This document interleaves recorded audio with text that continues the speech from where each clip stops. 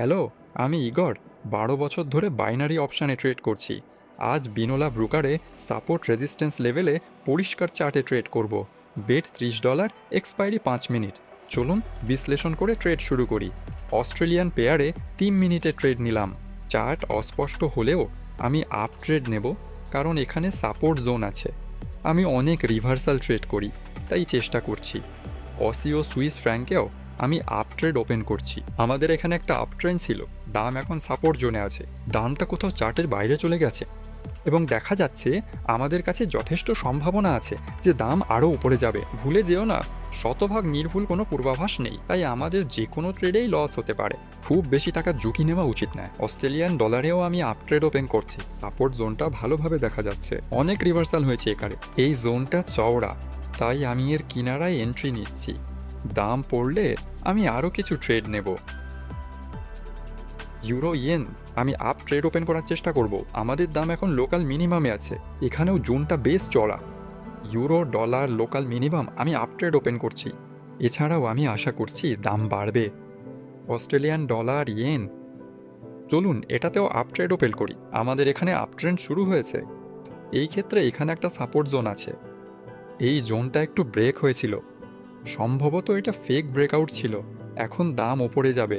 এখানে fake breakout হয়েছে, যা হওয়ার কথা না। শীঘ্রই বুঝবো পূর্বাভাস কতটা ঠিক। British pound dollar local minimum up trade. Euro Canadian এখনও পরিষ্কার নয়। চলুন টাইম ফ্রেমটা বড় করি। হ্যাঁ, এখানে একটা জোন আছে, আমরা ট্রেড ওপেন করব। 15 মিনিটের চার্টে এটা এমন দেখাচ্ছে। এখানে আর এখানে টপ আমাকে আকর্ষণ করেছে, আর ওগুলো থেকে হঠাৎ ঘুরে যাওয়াগুলো। আমি ট্রেড ওপেন করছি এবং 8টা ট্রেড ওপেন হয়েছে। দেখা যাক কি হচ্ছে।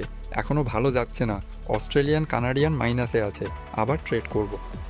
অজিও সুইস ফ্র্যাঙ্ক মাইনাসে থাকায় ফের ট্রেড করব। অস্ট্রেলিয়ান ডলারের সমস্যা থাকলেও এটি এন্ট্রি পয়েন্টের কাছেই।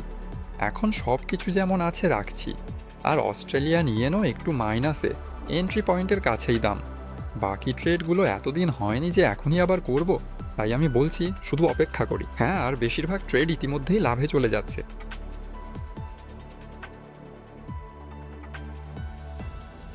দাম একই জায়গায় দাঁড়িয়ে আছে, বারবার বদলাচ্ছে। ট্রেডের ফলাফলও কখনো লাভে কখনো ক্ষতিতে যাচ্ছে।